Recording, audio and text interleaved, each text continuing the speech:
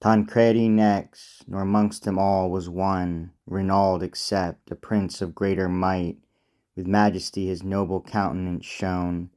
High were his thoughts, his heart was bold in fight, no shameful vice his worth had overgone, his fault was love, but unadvised sight, bred in the dangers of adventurous arms, and nursed with griefs, with sorrows, woes, and harms.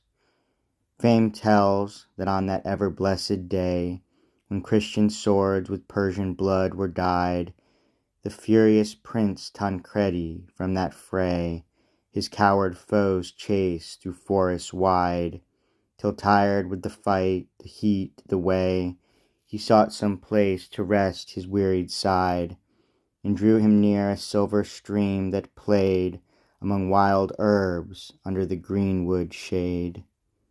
A pagan damsel there unwares he met, in shining steel, all save her visage fair. Her hair unbound she made a wanton net, to catch sweet breathing from the cooling air. On her at gaze his longing looks he set, sight, wonder, wonder, love, love bred his care. O love, O wonder, love new born, new bred, now grown, now armed, this champion captive led. Her helm the virgin donned, and but some wight she feared might come to aid him as they fought. Her courage earned to have assailed the knight, yet thence she fled, uncompanied, unsought, and left her image in his heart ypight. Her sweet idea wandered through his thought, her shape, her gesture, and her place in mind he kept, and blew love's fire with that wind. Well might you read his sickness in his eyes, their banks were full, their tide was at the flow, his help far off, his hurt within him lies, his hopes unstrung, his cares were fit to mow.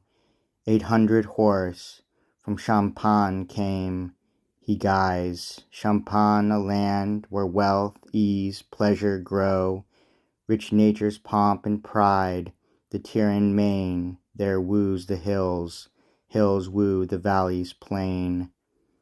200 Greeks came next, in fight well tried, not surely armed in steel or iron strong, but each a glaive had pendant by his side, their bows, their bows and quivers at their shoulders hung, their horses well inured to chase and ride, in diet spare, untired with labor long, ready to charge and to retire at will, though broken, scattered, fled, they skirmish still.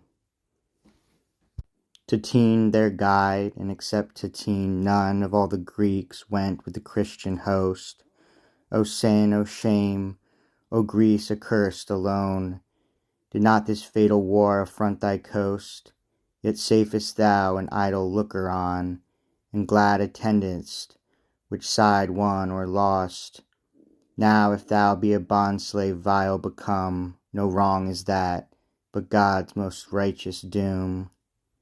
In order last, but first in worth and fame, unfeared in fight, untired with hurt or wound, the noble squadron of adventurers came, terrors to all that tread on Asian ground. Cease Orpheus of thy Minois, Arthur shame to boast of Lancelot, or thy table round. For these whom antique times with laurel dressed, these far exceed them, thee and all the rest. Dudon of Consa was their guide and lord, and for of worth and birth alike they ben. They chose him captain by their free accord, for he most acts had done, most battles seen. Grave was the man in years, in looks, in word, his locks were grey, it was his courage green. Of worth and might the noble badge he bore, old scars of grievous wounds received of yore. After came Eustace, well-esteemed man, for Godfrey's sake his brother and his own.